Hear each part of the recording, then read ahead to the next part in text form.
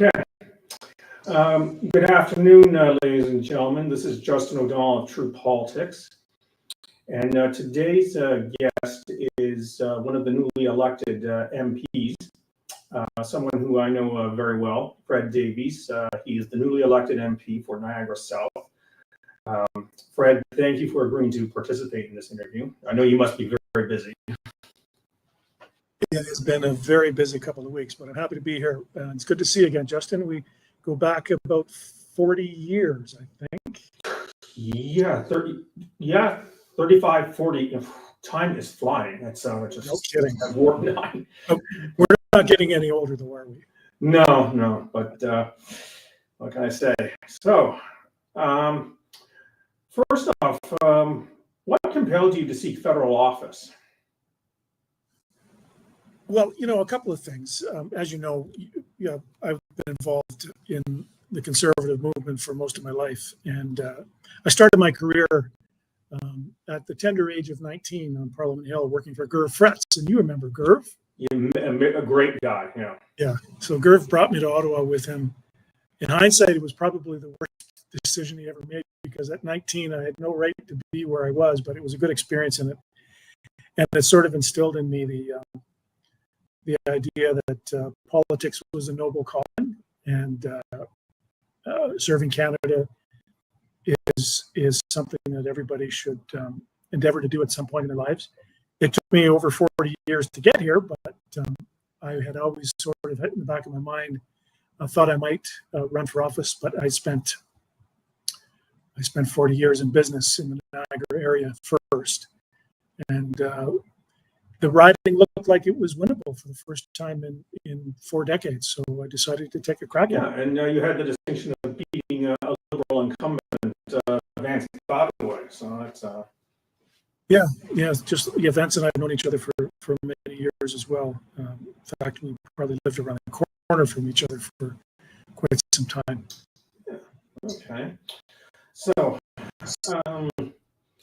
what's it like to have adjusted to your new role as an MP? Were there any help? Was there any help or training, I guess, for the rookies? Or for sure, yeah, there was lots of training, but I came in with my eyes open. It wasn't the job wasn't something that was alien to me. As I said, I've been here early in my career and spent about a decade on the Hill working for a number of MPs and worked on at national headquarters with Brian Mulrooney in 1984 during that victory. So I came in with my eyes open. Although the place is substantially different, the processes are different, the expectations of what MPs do is dramatically different than what I remember in the 80s. It's a much more organized, structured environment, and the KPIs, so to speak, are very clear, and an MP is expected to deliver a number of key things for their constituents and for the party here in Ottawa. So setting up the office took a while with a new government. I didn't get an office for a couple of months, and actually my constituency office didn't even get a phone number until August. So it was a bit challenging, but we've come through it on the other end, and got a good staff here in Ottawa and in the constituency, and I think we're producing results. Thankful you're on MP in Britain because if they're lucky, you have 4 or 5 MPs sharing the same office. Yes. Actually, in 1979, when I came up here with Gerv, it was the first time that MPs had dedicated full-time staff. Now, with the expectations on politicians and workload, I have 3 staff members here in Ottawa and 3 in the riding, with 2 offices, one in Welland and one in Fort Erie. Yeah, it shows how times are changing now, and especially given the geographical boundaries that Niagara South encompasses. Yeah, you would need 2 constituency offices. Yeah, and, navigating federal bureaucracy, dealing with issues that impact constituents is completely different than it was a long time ago. We get when I first got into my office, we had a backlog of about 300 cases. We've gone through them successfully since then, but we deal all day long with people calling with issues related to either things like immigration or passports or CPP issues or tax issues, and it's much more complicated, and the bureaucracy is the infrastructure and the technology to solve these cases is not like it was a long time ago, where you just wrote a letter off to the minister and hope for a reply. It's much more complicated today. Okay. What would you say are some of the biggest issues facing Niagara South at the moment?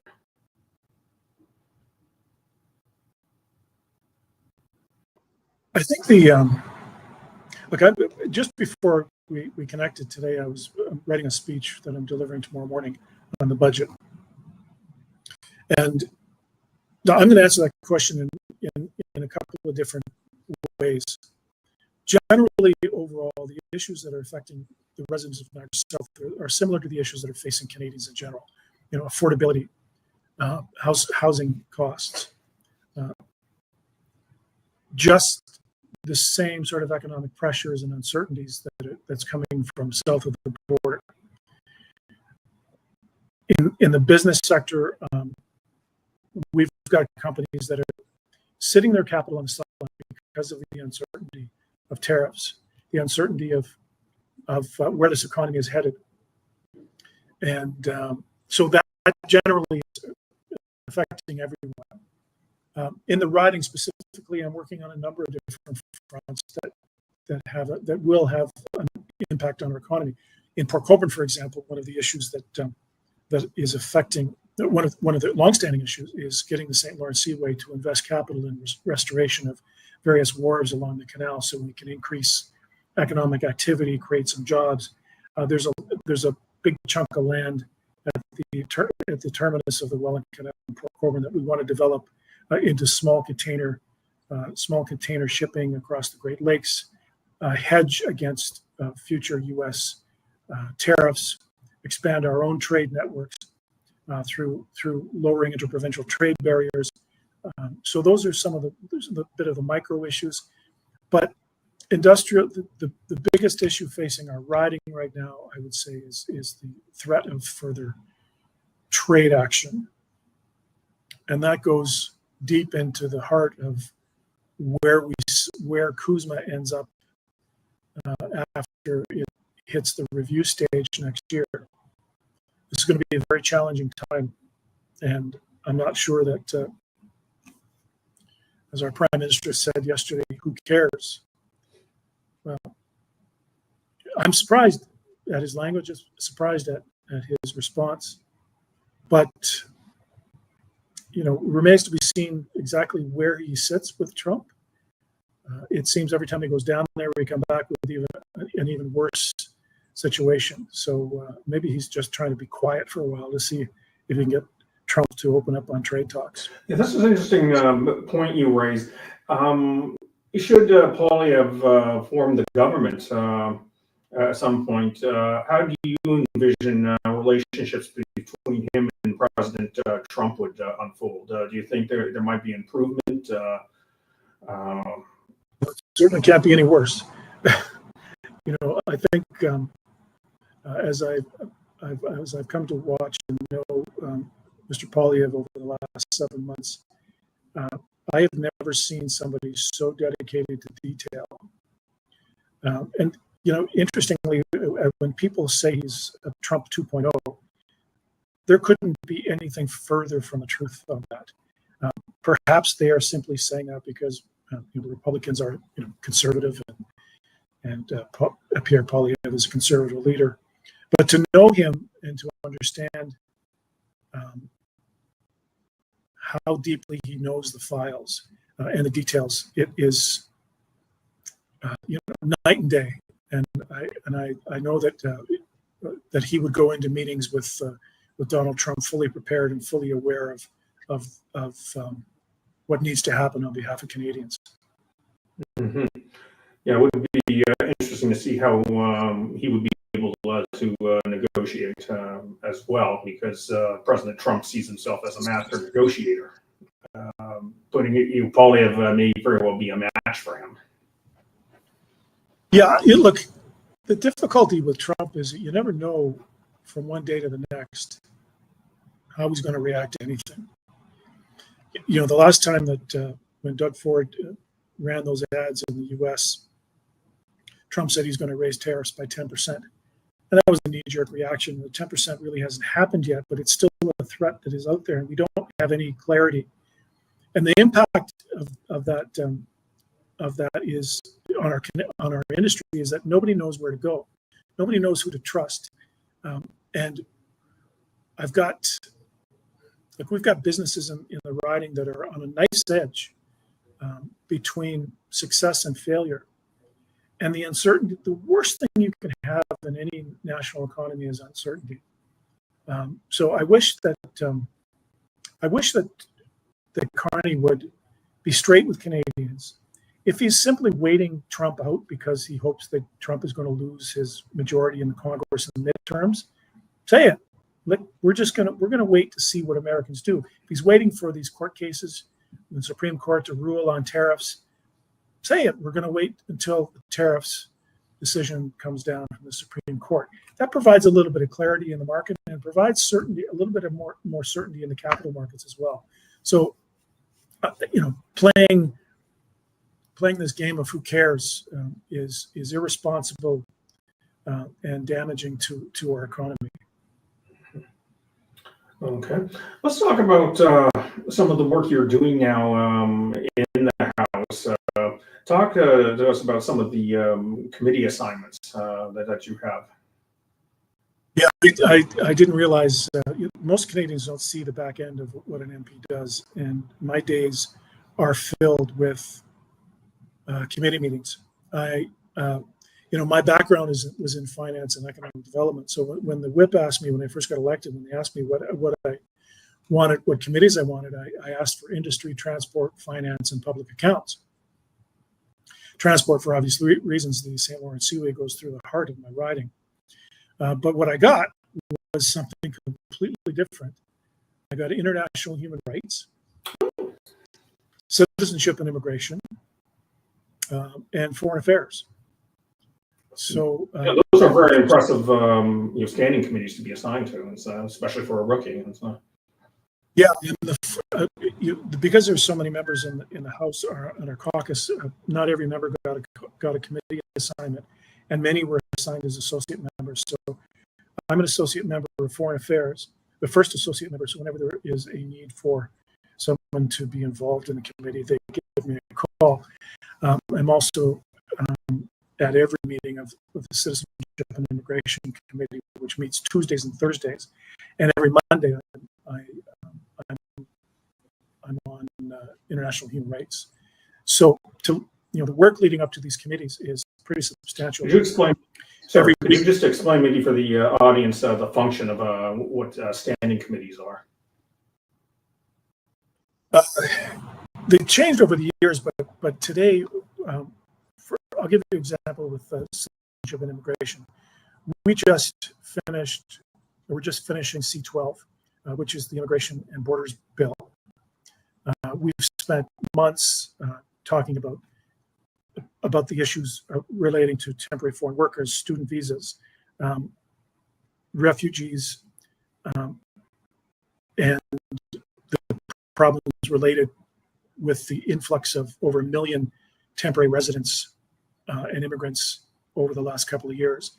In November, the government dramatically changed how the immigration system is working. And in this bill, it adds further changes that will be cemented into law.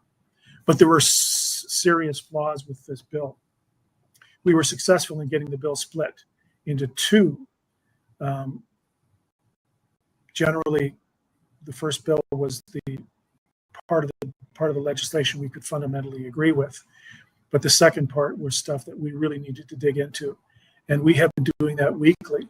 So every week we meet witnesses at committee experts in the field, including the minister, officials in the department, where we can dive into some of these issues. It has been an education for me, and I've learned a lot, but I've also recognized that we have some serious problems in the immigration, not least of which is the fact the government has lost tens of thousands of people into the fabric of our country, not knowing where they are.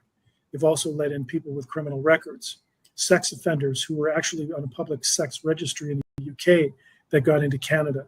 These are some of the issues that we are digging into. It's long work, but it needs to be done. So that is sort of a flavor of what happens in the Immigration Committee. In the International Human Rights Committee, we've done a couple of studies lately, most recently focused on the human rights situation in Africa, and particularly in Nigeria.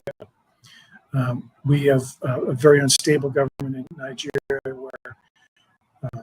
where various groups are killing people with no barriers, no policing.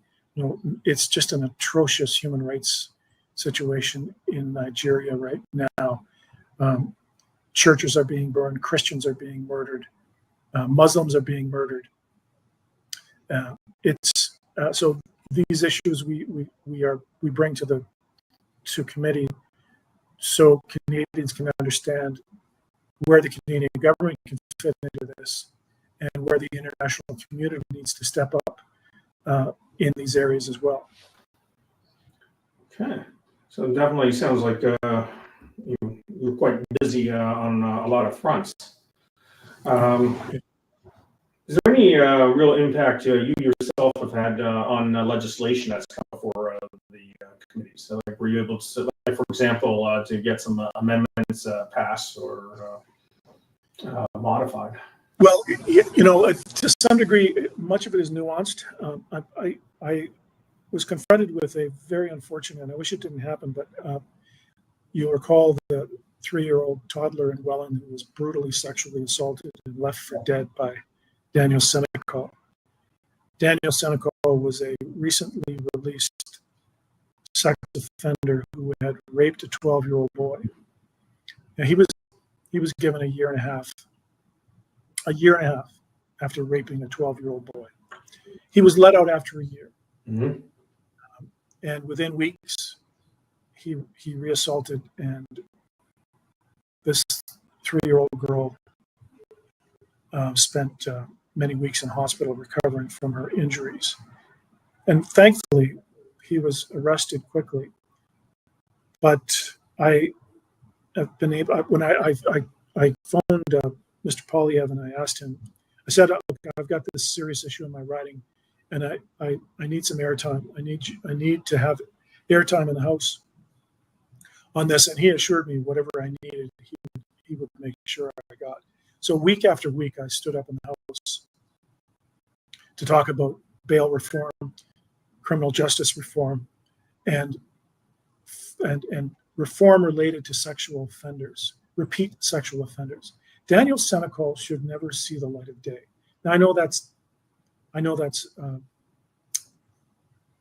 he will be released unless he's designated as a dangerous offender, which I hope the Crown seeks that designation, in which case it's quite possible, because he is a repeat offender, and aggravating factors are that his victims were children.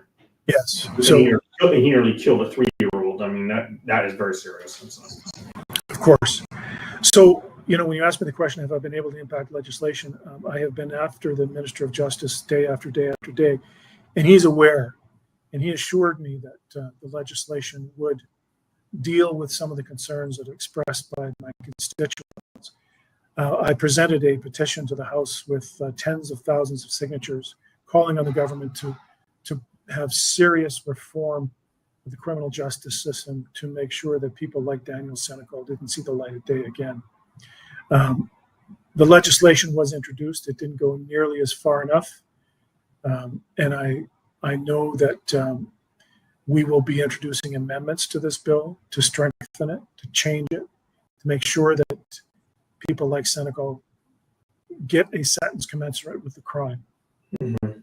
Larry Brock, who is our justice critic, I've spoken to him many times on this, and he is absolutely committed to ensuring this legislation is improved. Interestingly, some of the amendments in previous legislation that were passed in the last Parliament still remain in the legislation, including, for example, the provision that criminals must be released at the earliest possible time under the least onerous conditions. That to me is an absurd statement to be codified. Judges need better and greater authority to ensure that perpetrators, particularly those of sexual offenses, are given stronger sentences. And we won't stop until we see that, and that's going to take a few months from now. So you're basically seeking truth in sentencing. And, Yes, absolutely. Yeah. okay. Let's see. What else? I'd like to ask you about the upcoming leadership review, especially in light of, I guess, you had one Liberal MP, Mr. D'Autremont, defect to the Liberals. Another, Matt Genero, is standing down, and the media have been suggesting he might have gotten pressure from Mr. Poilievre. What are your thoughts, first of all, of that, and what do you think Mr. Poilievre's chances are with the leadership review coming in January? Well, I think Mr. Poilievre's position is rock solid. Rock solid. He's not going anywhere, nor does the party want him to go anywhere. We came through an election with a historic number of new members of Parliament. We hit a number of popular vote that we hadn't hit since the 80s. To get the percentage of vote that we did get would have, under normal circumstances, resulted in a massive Conservative majority. But what happened at the beginning was called Donald Trump, and the collapse of the NDP fundamentally shifted people's voting patterns.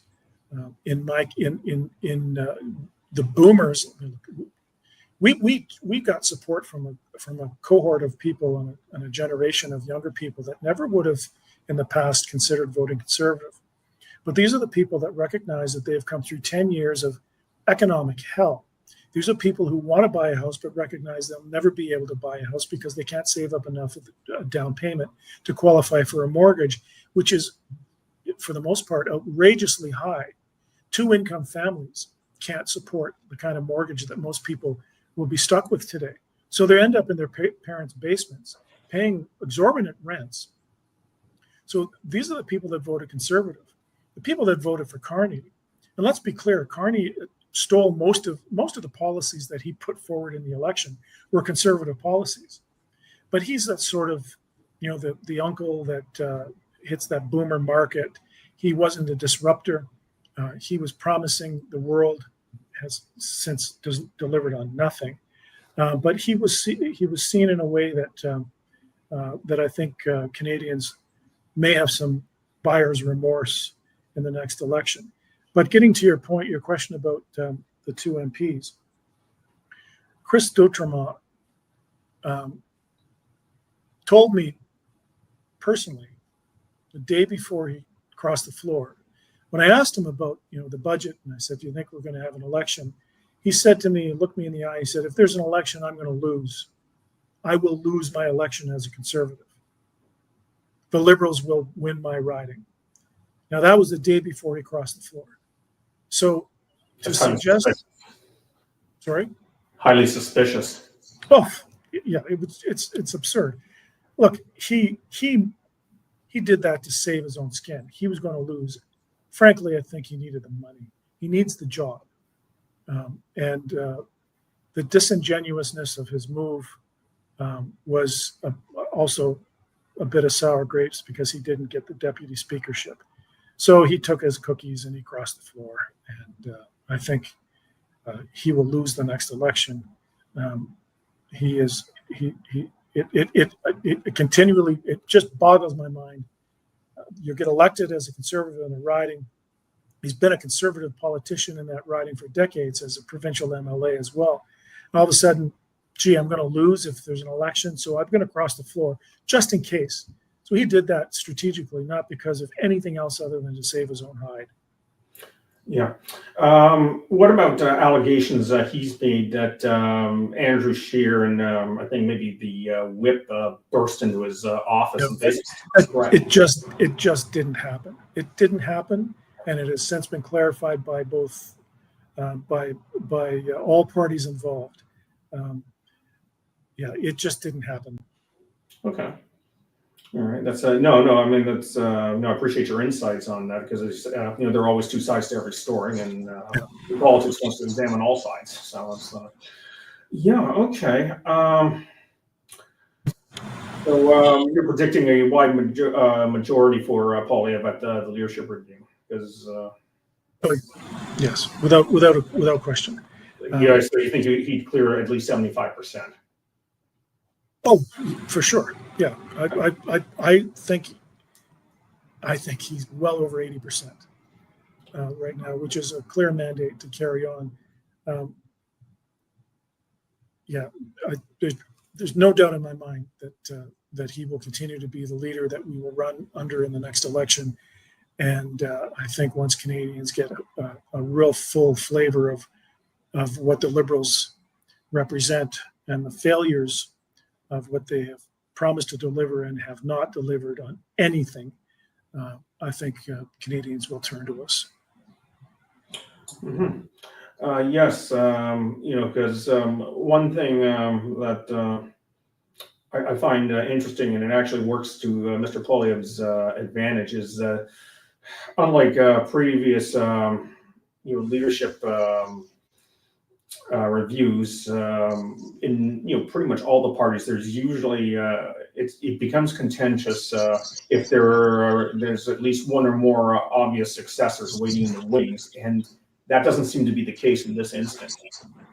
No, and even if there were, Pierre Poilievre has commanded the loyalty, support, and I fully expect that he will ride clearly as the leader of our party into the next election.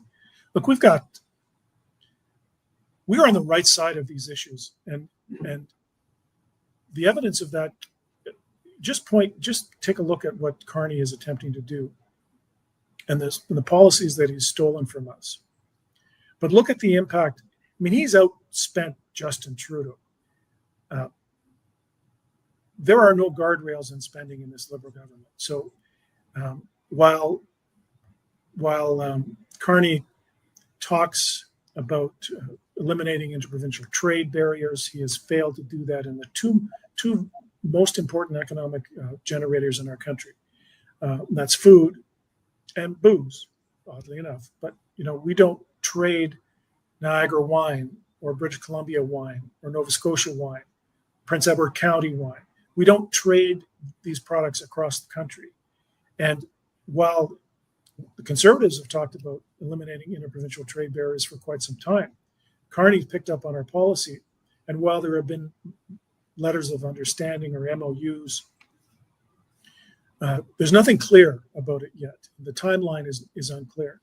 But when we can't, I was looking forward to being able to buy a bottle of Cab Sauv from the Okanagan Valley, but I still can't do it. And under this regime, it's not going to happen anytime soon. So the smoke and mirrors continues across the board.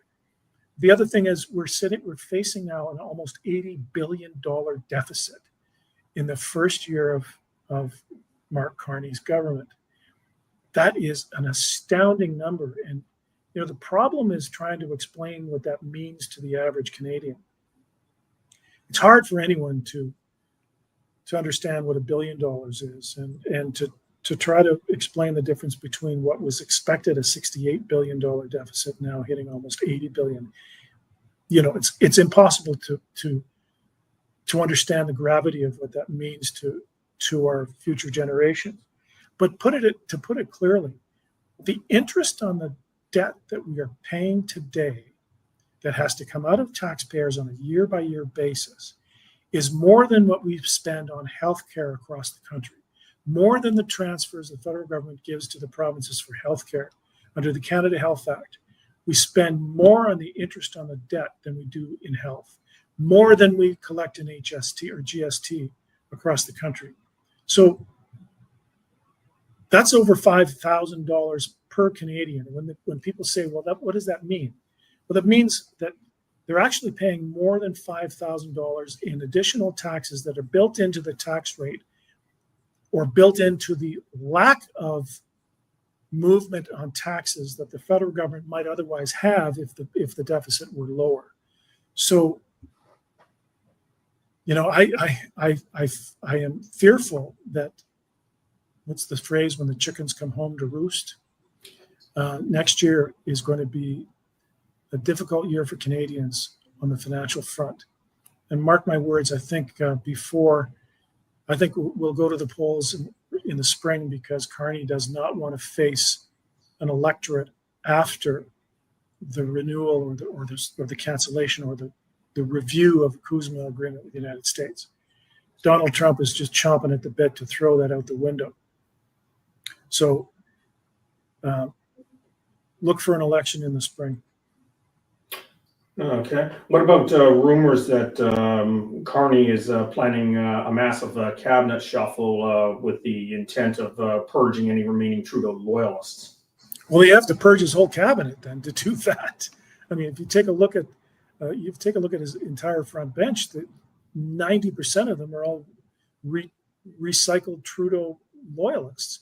I mean, for the life of me, I can't understand why the former environment minister, Stephen Guilbeault, was still in the cabinet. He said that he would resign from the Liberal cabinet if the carbon tax was ever tinkered with. Well, he's still there now defending all of the things that he stood for years against. The hypocrisy and the amnesia and the sudden sometimers affliction that this front bench is portraying to Canadians is mind-boggling. I can't understand how they can stand there with straight faces and defend what they're defending now when they stood against virtually everything that Mark Carney stood for. Now, I also have to say that I'm probably one of the few people that took the time to read Mark Carney's book, Values. I want to ask, would the real Mark Carney please stand up? If you read this book and compare it to what he's talking about now, there's no way that he believes in his heart. If what he wrote is true, nothing he's saying today can obviously be the same. They both can't be true. I would encourage Canadians to take a look at that book and then take a look at what he's saying now. So he's did a 180, in other words. Oh, yeah. It's really astounding.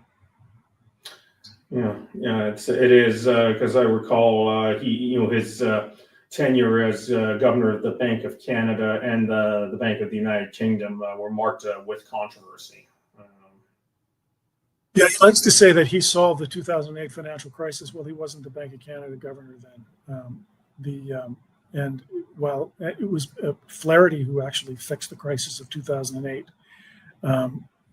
But Mark Carney has a penchant for rewriting history, and I think sooner or later it'll catch up with him. Okay, well that brings us pretty much to the end. Any final thoughts, Fred? Look, I just want to say it is truly an honor to be here. It is a privilege to stand up in the House of Commons every day. When I walk into that place, can I tell you a short story, because this is what brought it home for me. Just shortly after the assault of this little girl, the first responders in Welland Fire, the first two people on scene were firefighters, and the impact that this scene had on those two individuals was so profound. They had reached out to me and told me they were coming to Ottawa for the annual Fallen Firefighters Memorial. And I said there was about 12 or 14 of them from Welland Fire, including my son, who is also a firefighter in Welland. So I said, they came to the house, I was taking them on a tour, and we had been speaking generally about this situation in Welland. And I could tell that these guys were hurting. So I said, look, I'm going to break all the rules. and I took him on the floor of the House of Commons. And there was nobody there. It was after hours. And we stood in the middle of the floor of the House of Commons for about an hour. And we talked about their job. We talked about the things they see and the things that they can't really talk about publicly.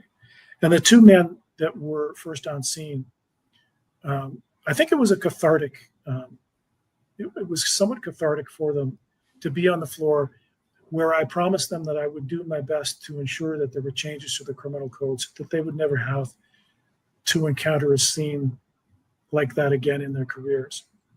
And then we tossed a football around. We tossed a football around on the floor of the House of Commons. And I think at the end of that process, I can tell you, it gave me new perspective of the reasons why I'm here. And I'm proud to have been able to do that for them. And it gives me strength to carry on in this job. It is a privilege. It's, I don't really see it as a job. It is an opportunity and a privilege for me to be on the floor of the House of Commons.